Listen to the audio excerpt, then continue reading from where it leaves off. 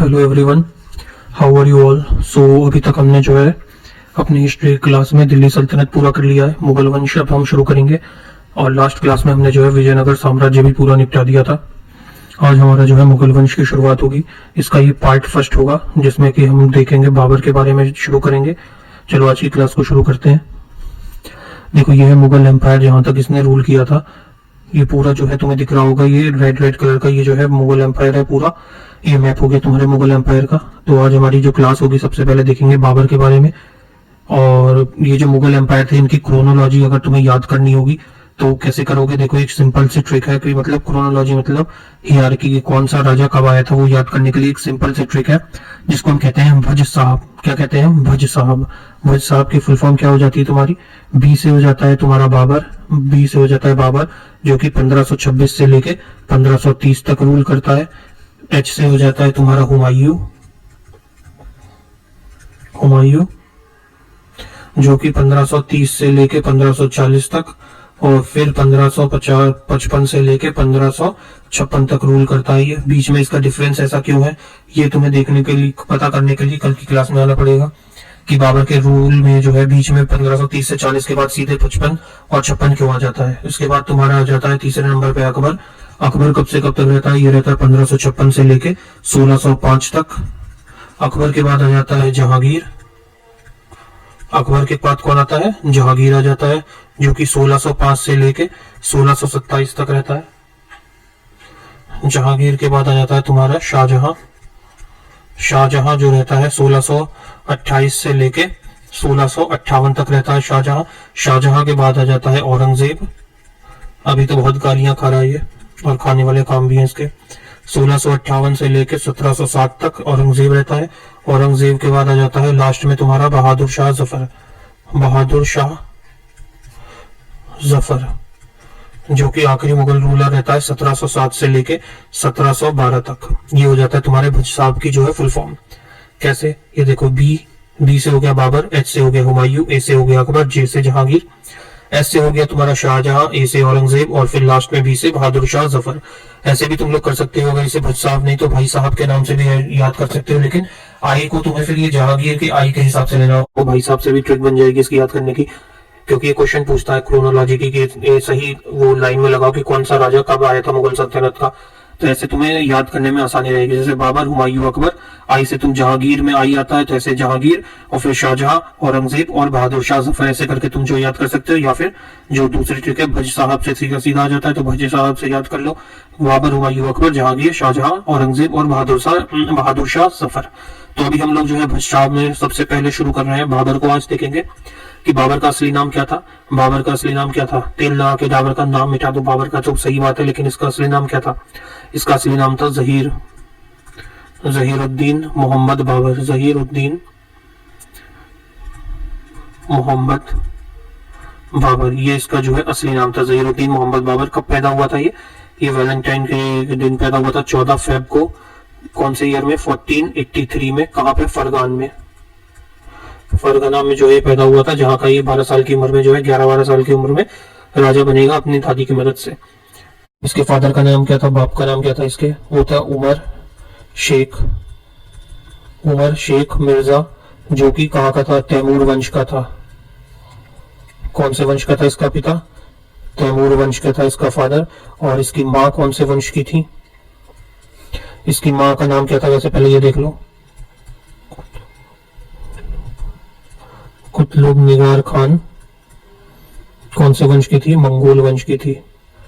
Mongol वंश किसका था? मंगोल वंश जो है चंगेज खान का था। तो ये चंगेज खान का जो है वंशज था, लेकिन अपने आप को ये जो है तुर्की मानता था, मंगोली कहता नहीं था। ठीक। उसके बाद देखो 1494 का टाइम आता है। कौन सा साल आता है? 1494 का साल आता है, जब इसकी एज जो है कितनी रहती है? 11 से 12 साल की एज रहती है उस समय। तब इसको जो है ग्रैंड मदर होती है, दादी होती है ग्रैंड मदर, जिसका नाम होता है एहसान दौलत बेग। ग्रैंड मदर का नाम क्या होता है? एहसान दौलत बेग। एहसान दौलत बेग जो है इसकी हेल्प करती है क्या करने में? वहां का राजा बनने में, किंग बनने में इसकी हेल्प करती है। जब इसकी एज क्या होती है उस समय 11 से 12 साल की एज होती है, तब इसे जो है राजा बनाया जाता है। कहाँ का किंग बनता है? जहां ये पैदा हुआ था, फरगना का किंग बनाया जाता है। और उस समय ये उपाधि कौन सी धारण करता है? उपाधि का हो या टाइटल का हो, कौन सा टाइटल या उपाधि ये लेता है?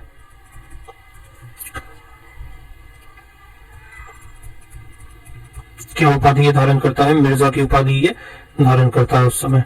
ठीक, इसके बाद टाइम आता है 1517 से लेके, इसके राजा बनने के समय में 1517 से लेके 1524 तक का समय। 1517 से लेके 1524 तक इसने जो है 4 बार जो है भारत पर आक्रमण किया था, इंडिया पर अटैक किया था इसने 4 बार। पानीपत के युद्ध से पहले, तो ये नहीं है कि पानीपत के युद्ध में पहली बार ये आया था, इससे पहले भी इसने जो है 4 बार इंडिया पर अटैक करा था। और जो पानीपत का युद्ध हुआ था उसमें इसका 5th अटैक था।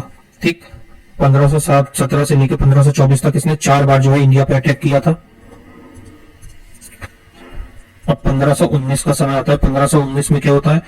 पहला अभियान करता है ये, फर्स्ट अभियान। 1519 में होता है इसका पहला अभियान। कहां पे? बाजोर का। बाजोर का अभियान होता है। और इस अभियान में ये क्या जीतता है? ये जीतता है क्या? कौन सा किला जीतता है? भेड़ा का महल जीत जाता है।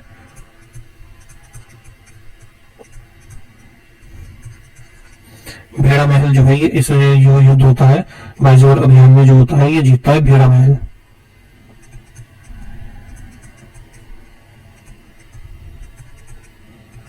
भेड़ा महल ये जीत जाता है बाजोर के इसमें। और इसने जो है पहली बार सर्वप्रथम में जो है फर्स्ट टाइम इसने जो है किसका इस्तेमाल किया था? बारूद का। बारूद और तोपों का इस्तेमाल इसने जो है किया था। बारूद और तोप, मतलब कि बारूद और तोप का जो है यूज किया था first time. Used for the first time, पहली बार इसने कैनन और गन पाउडर का जो है इस्तेमाल किया था पहली बार। फिर आता है 1526 का समय। अब आ जाता है 1526 का टाइम, जब पानीपत का पहला युद्ध होता है। पानीपत का फर्स्ट होता है, फर्स्ट बैटल होता है पानीपत का। ये देखो पानीपत के बैटल की कुछ इमेजेस देख रहे हो, ये कितना डेंजरस इमेज है पानीपत के बैटल में। ऐसे ही कुछ हुआ था तब भी। देखो कितनी लाशें पड़ी हुई हैं, देखो यहाँ भी लाशें हैं, सब ये सब गिरे हुए हैं, सब में जब फैला पड़ा है।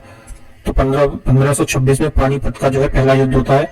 इसमें जो है ये इसका जो है पर्सनली जो है ये 5th अटैक होता है इंडिया के ऊपर। इसका 5th अटैक ऑन इंडिया, क्योंकि 1517 से लेकर 1524 तक इसने जो है 4 अटैक करे थे इंडिया के ऊपर।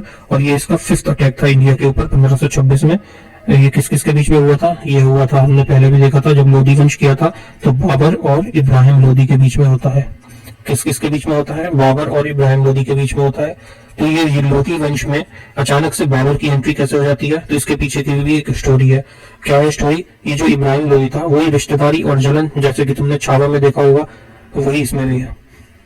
जलन इब्राहिम लोधी का जो होता है, इसका एक चाचा होता है आलम खान और इसका एक कमांडर होता है दौलत खान। वो सब मिलके जो है बाबर को इन्वाइट करते हैं इंडिया में कि तू आ और लोधी को हरा। कौन कौन इनवाइट करते हैं? बाबर को जो इनवाइट किया गया था, किसके द्वारा किया गया? बाबर इनवाइटेड बाय, बाबर को इनवाइट किया था दौलत खान ने।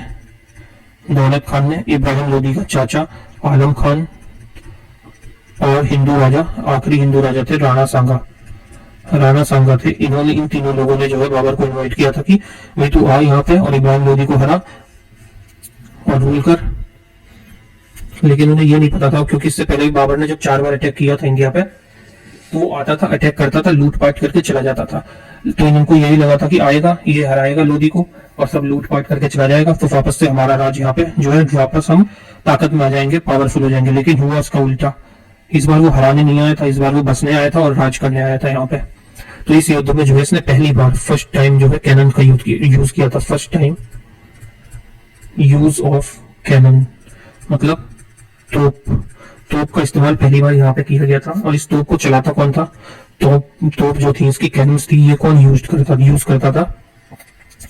ये जो लॉन्च करता था, लेकिन यूज नहीं, लॉन्च करता था। कौन जो है इसे लॉन्च किया करता था? 2 थे इसके जो है चेले। एक तो नाम था उसका उस्ताद, एक का नाम क्या था? उस्ताद अली, और दोनों ये तुर्क थे, उस्ताद अली और दूसरा था मुस्तफा खान। एक था उस्ताद अली और दूसरा था मुस्तफा खान। और ये दोनों कैसे थे? तुर्क रूलर, तुर्क जो वंश के थे, तुर्क वंश के थे। 1526 में पहला युद्ध खत्म हो जाता है। अब आता है समय 1527 का, जब ये दूसरा युद्ध लड़ता है खानवा का। किसके विरुद्ध? राणा सांगा के साथ होता है, राणा सांगा वर्सेस बाबर। और यहाँ भी कौन जीत जाता है? फिर से किसकी वजह होती है? यहाँ भी फिर बाबर जो है जीत जाता है, बाबर वॉन। जैसे यहाँ पे बाबर जीत गया था,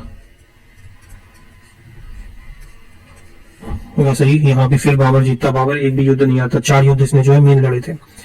ये खानवा का युद्ध हो जाता है। इसके बाद आता है 1528 का समय।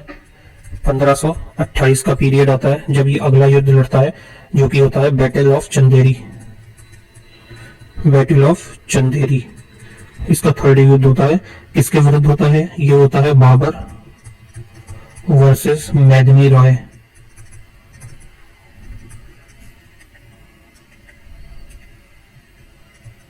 बाबर वर्सेस मेदिनी रॉय जो ये इसका थर्ड बैटल होता है। और इसमें भी कौन जीतता है? एज यूजुअल बाबर इस युद्ध को भी जीत जाता है, इस बैटल को भी वन करता है और मेदिनी रॉय खत्म।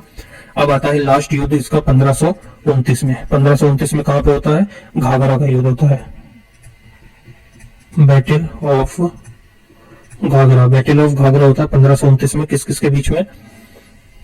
नेक्स्ट स्लाइड पे लिखते हैं 1529 का समय आ जाता है।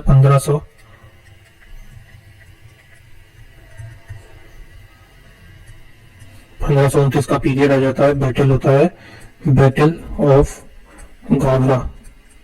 बैटल ऑफ घाघरा होता है किस किस के बीच में? Afghans versus Babur. और एज यूजुअल बाबर फिर से जीत जाता है बैटल। और अफगान्स में कौन कौन था? अफगान में रहता है मोहम्मद लोदी होता है अफगान की तरफ से, जो कि कौन था? इब्राहिम लोदी का भाई था, इब्राहिम लोदी का ब्रदर होता है ये। अब इसकी ट्रिक देख लो, कैसे इसे याद रखोगे चारों युद्ध को, क्योंकि ये पूछता है बाबर ने कौन सा युद्ध लड़ा था और कौन सा सीक्वेंस भी पूछ लेता है कई बार कि पहले कौन सा हुआ था, पहले चंदेरी था कि खानवा था, ऐसे करके भी पूछता है। और बाबर के युद्ध भी पूछता है कि कोई भी 3 दे देगा या 2 दे देगा, ये 1 दे देगा, इसमें से बताओ कि बाबर ने कौन सा युद्ध लड़ा। तो इसमें सबसे आसान तरीका है, क्या ट्रिक है इसकी? देखो इसमें क्या देखेंगे, सबसे पहले लिख लो बाबर ने क्या लिखेंगे? बाबर ने पानी पिया, फिर खाना खाया, फिर पहले पानी पिया फिर खाना खाया। कोई आता है घर पे तो क्या देते हैं? पहले पानी देते हैं ना, वेलकम ड्रिंक दी, पानी पिलाया, फिर उसको भाई खाना खिलाया। खाना खिलाने के बाद उसको क्या कहा कि भाई हो गया, बातचीत करी बैठ के, अब चलो। बातचीत करी और चल दिए। अब कहाँ चलेंगे? अपने घर ही जाएंगे। कहाँ चल दिए? अपने घर।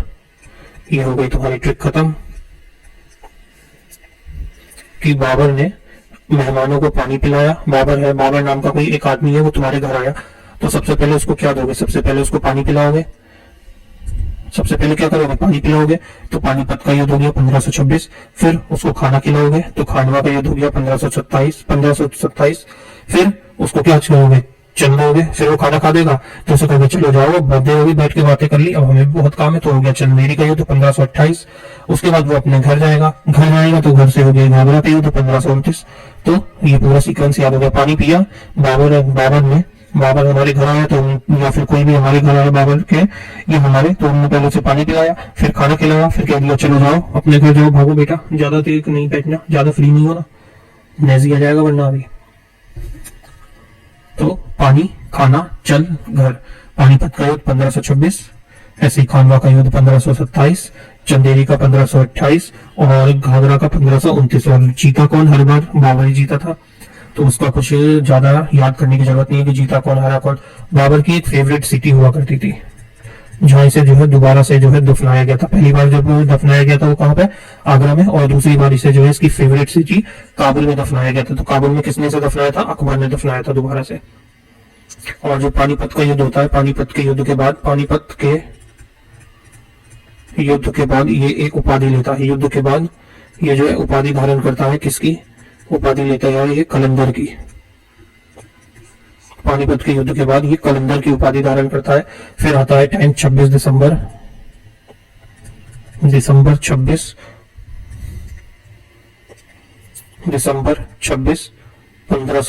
जब इसकी हो जाती है मृत्यु, या इसकी हो जाती है जब उसकी डेथ होती है, डेथ हो जाती है तो इसे दफनाया जाता है। कहाँ पे बरेड किया जाता है, दफनाया जाता है। इसको दफनाया गया था आगरा में, आगरा के आराम बाग में। कहाँ पे? आगरा के आराम बाग में, आगरा के आराम बाग में इसको दफनाया गया था पहले, और फिर सेकंड टाइम, ये तो फर्स्ट टाइम, फिर सेकंड टाइम इसको कहाँ पर दफनाया गया था? सेकंड बार में से दफनाया गया था कहाँ पर? काबुल में। काबुल में इसको किसने दफनाया था?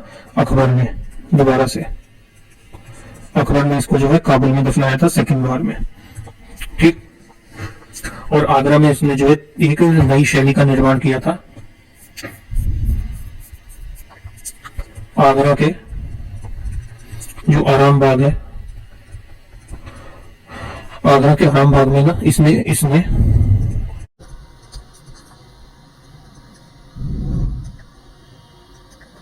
आगरा के आराम बाग में इसने एक नई शैली का निर्माण किया था, एक शैली का निर्माण किया था।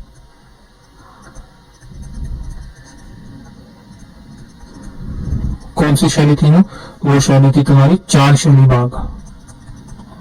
कौन सी? चार शैली बाग, मतलब कि चारों तरफ से एक चौराहा जैसा समझ लो, ये एक बीच में रहेगा, एक इधर से इधर से इधर से इधर से। इसने जो है यहाँ पे नदी और नहरों को, पानी तक को बुलाने का पूरा इंतजाम करके यहाँ पे इसने रखा था। इसके बाद इसने जो है क्या कराया था? बाबरी मस्जिद का निर्माण।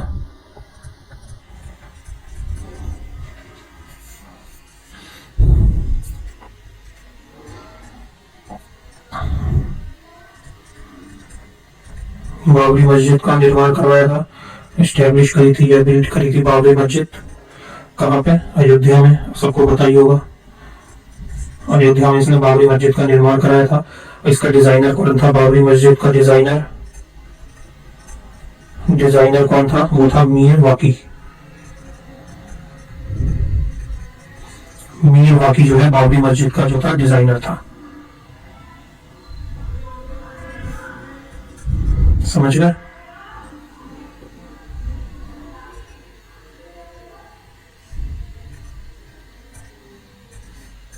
मीर वाकी जो है बाबरी मस्जिद का डिजाइनर था। और इसके बाद इसकी एक ऑटोबायोग्राफी थी। इसकी क्या थी ऑटोबायोग्राफी? ऑटोबायोग्राफी थी जिसका नाम था तुजुक-ए बाबरी। तुजुक-ए बाबरी इसकी ऑटोबायोग्राफी थी, जो कि कौन सी भाषा में थी, कौन सी लैंग्वेज में लिखी हुई थी? तुर्क लैंग्वेज में थी। इसको बाद में पर्शियन लैंग्वेज में ट्रांसलेट करवाया था किसने? अकबर ने। इसका पर्शियन ट्रांसलेशन किसने करवाया था? अकबर ने। किसके द्वारा? अकबर ने करवाया था। बाय किसके द्वारा? इसने पर्शियन ट्रांसलेशन करवाया था पर्शियन में अकबर ने। किसके द्वारा? अब्दुल रहीम खाने खाना। अब्दुल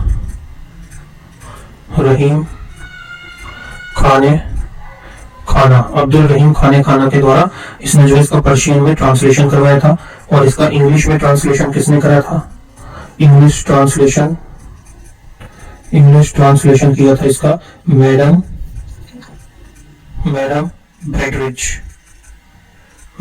बेडरिज ने जो है इसको इंग्लिश में ट्रांसलेट किया था।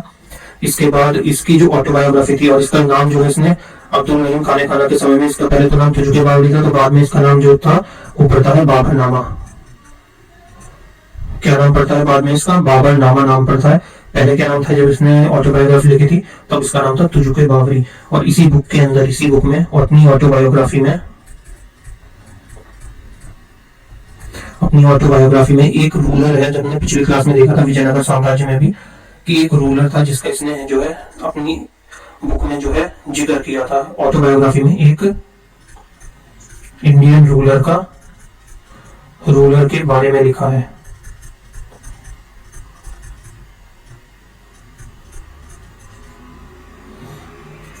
एक इंडियन रूलर के बारे में लिखा था।